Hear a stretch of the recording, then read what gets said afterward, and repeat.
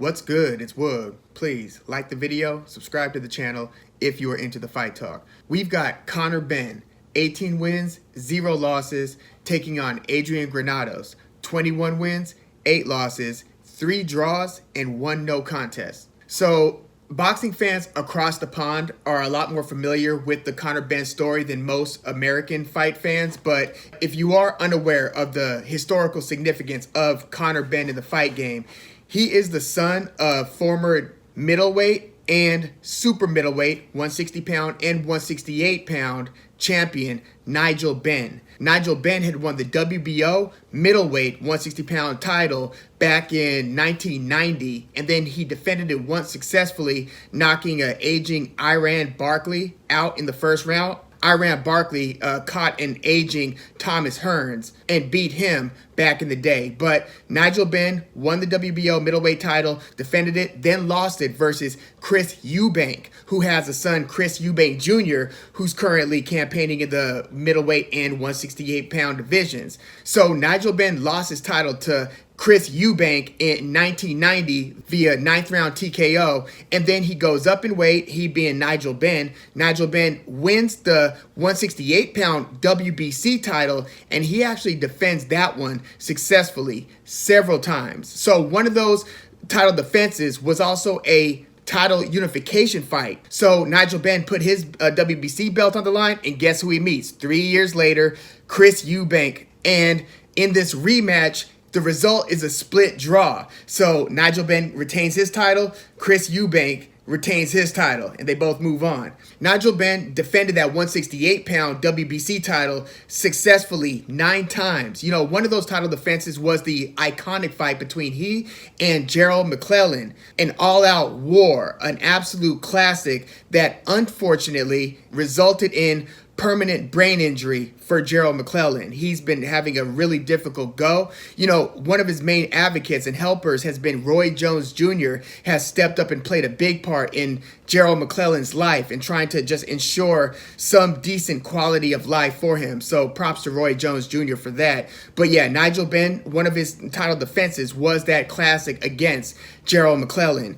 Defended it successfully another couple times, and then finally lost it to Tulani Malinga. And then he fought Steve Collins twice, lost both of those. So Nigel Benn ended his career on a 3-fight losing streak. But 2 division champion, his son Conor Benn is working up the welterweight rankings as we speak. He's still very, very young, only 24 years old, and in his most recent fights, he's just started to step up in class, opponents-wise. So, you know, a couple years ago, this is June 2019, he fights Jussi Koivula, and that ended up being a TKO, second round TKO. Very impressive showing, even though he got pelted. Conor Benn got drilled by a few right hands early in that fight, and I still think he's susceptible to right hands today. But he beat Koivula, and in doing so, he earned one of those lesser continental European titles, which he's now defended successfully a couple of times.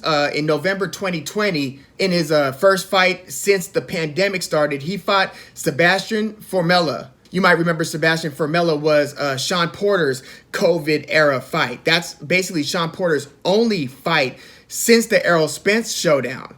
And Formella is one of these very durable guys. In fact, that decision loss against Shawn Porter was Formella's first professional loss. And since then, Formella's fought Conor Benn, and Conor Benn beat Formella via unanimous decision. And it was one of those fights where Conor Benn looked super explosive and strong early, and it was just drilling Formella, where you're watching the fight, you're saying, I can't see this one going the distance, but it did go the distance. Like I said, Formella's a very durable fighter, never been stopped. His only 2 losses, again, are to Porter and now Conor Benn. And even in that fight against Formella, I kind of saw Conor Benn's susceptibility to the right hand, and it was also apparent in this fight and against Koivula that Conor Benn isn't a big welterweight. He has like a 68-inch reach, right? So that's under Errol Spence's 72-inch reach, Terrence Crawford's 74, which is very long for the division. But Conor Benn kind of has a Sharmba Mitchell build where he's kind of muscular. He's not very tall. He's about 5'8". So maybe Shane Mosley height. And Shane Mosley wasn't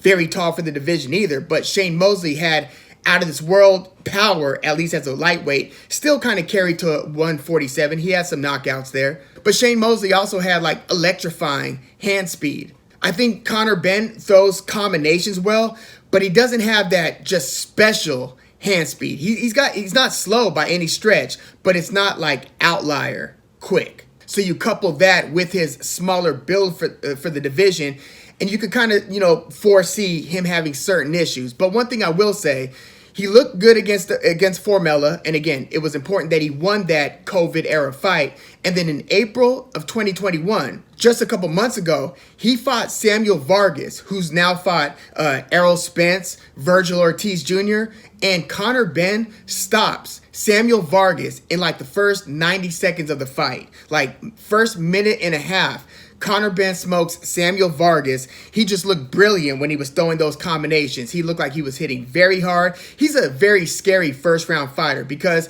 he's got a beautiful jab, a hard jab, especially in the early rounds, and he could turn the jab around into a hook, which is probably his most devastating punch, his left hook. He's an orthodox fighter, so he's got a very popping jab, and again, a beautiful left hook. He'll throw the right hand, and sometimes the right hand in conjunction with the rest of the combination is one of the punches that led to Samuel Vargas's early demise in this fight. But I feel like the right hand only works as a companion to the left hand. Again, Conor Benn loves to throw these kind of mid-range combinations, and it just worked beautifully against Samuel Vargas. He crushed Vargas way more authoritatively and quicker than either Errol Spence or Virgil Ortiz Jr. So that was a very impressive outing for Conor Benn. And if you're Samuel Vargas at this point, you got to be looking at the exit, I would think. Samuel Vargas, by the way, has also fought Danny Garcia, Amir Khan, Luis Collazo.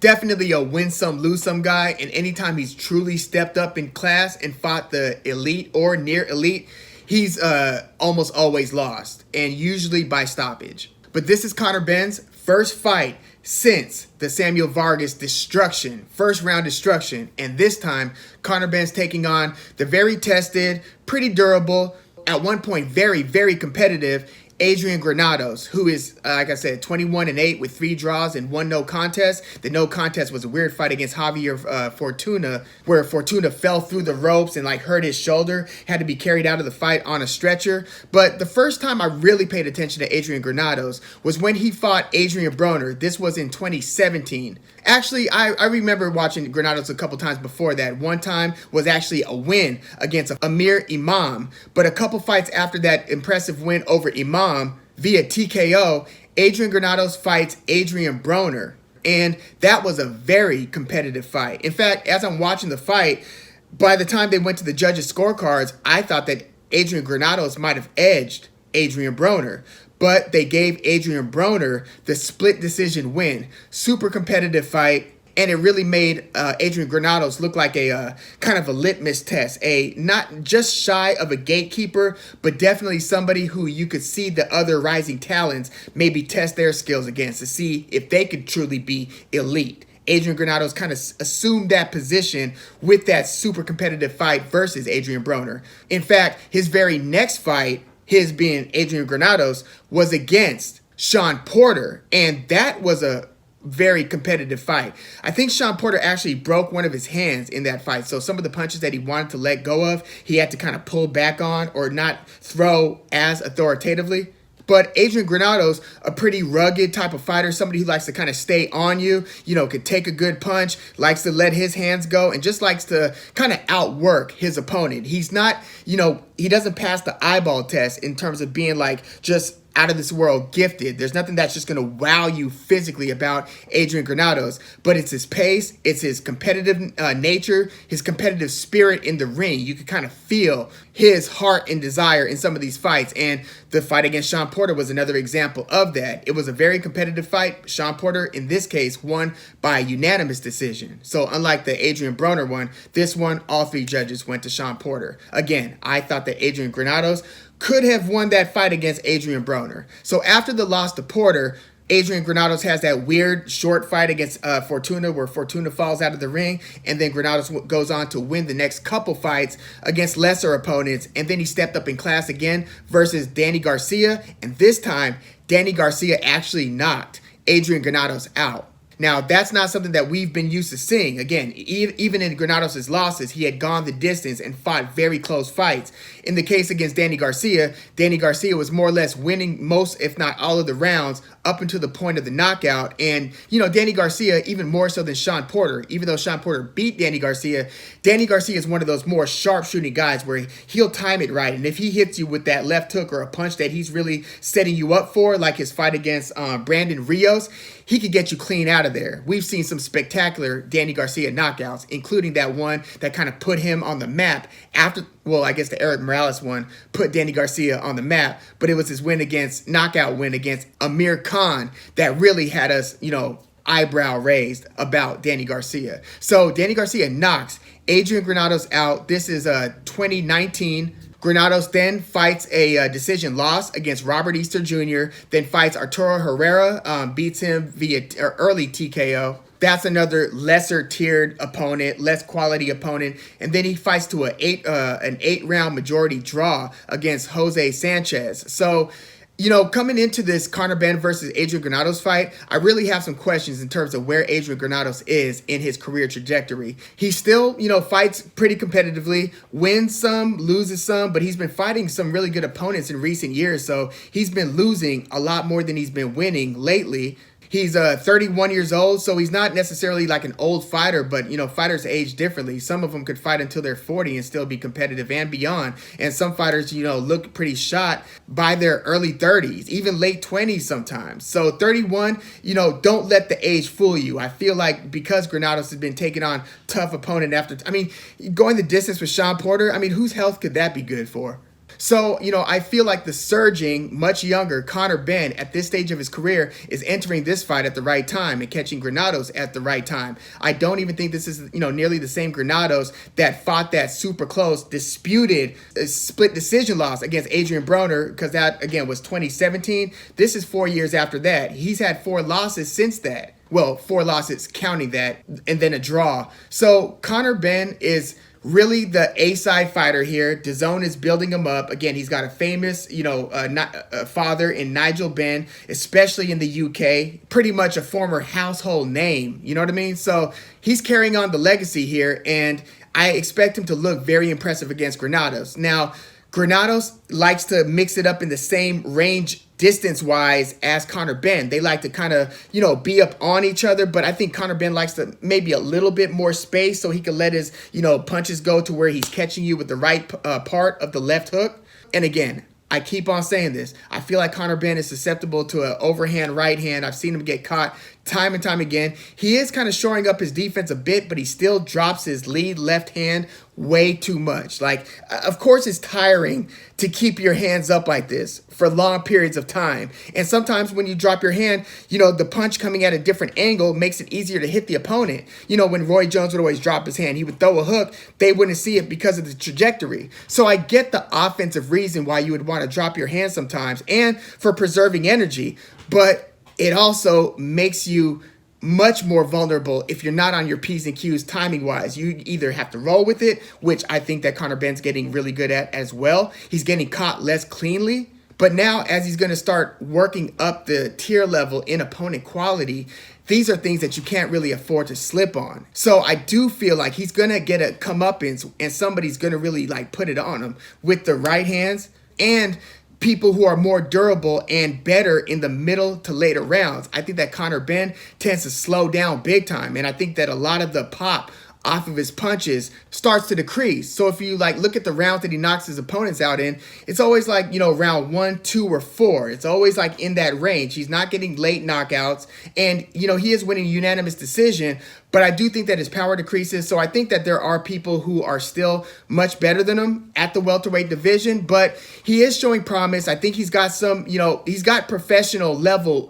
skills and, just physical attributes. Like I said, he's not super fast, but he's certainly not slow. He's obviously hitting hard as hell. And I think that that power is going to do him wonders in some of the fights that he might not be the more technically sound fighter. But if somebody is going to test him with that right hand that could put him on his butt, I don't think that it's Adrian Granados. Not now, at least, but I do think that he's going to get some rounds. I think that he's going to stop Adrian Granados late.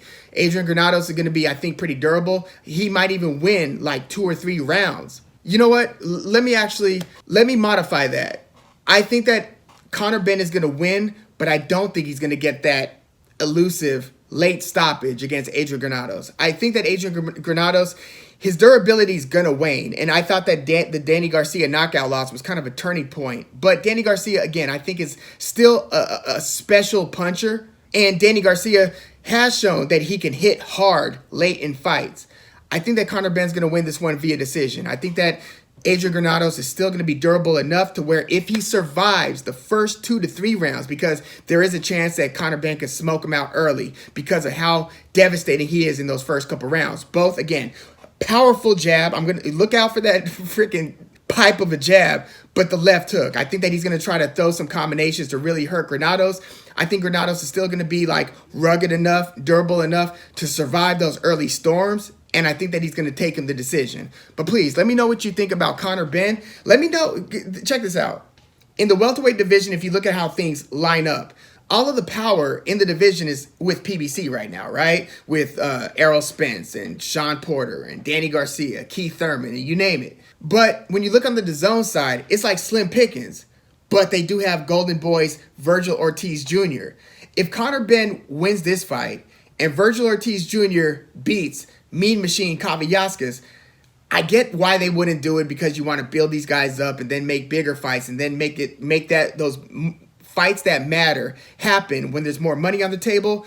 But I feel like because of Conor Benn being, of this, lineage of famous British, fighters, his dad, the history there, and then you've got this surging talent who a lot of people already want to see Vergil Ortiz Jr. in there with some of the divisional elite.